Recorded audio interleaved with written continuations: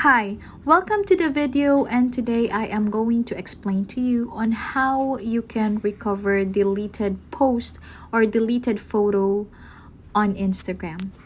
Have you ever accidentally deleted a story or a photo in Instagram? Today I am going to provide you or show you on how you can recover it. So first, you need to go to your Instagram app.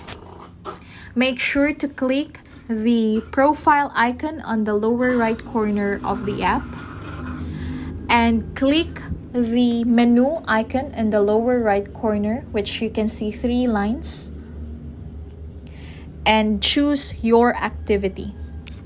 Once you're already in the activity, you just need to scroll down at the bottom and you can see recently deleted.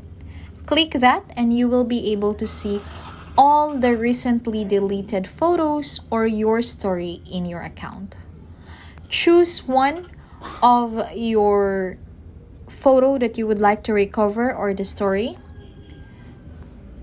Once you recover it, or once you click that, you just need to click more in the lower right corner with 3 dots at the bottom and then click restore. Once you click restore, then you will be able to view your story or the photo that was restored. And if you found this video was helpful, please like and subscribe to our channel. Thank you for watching.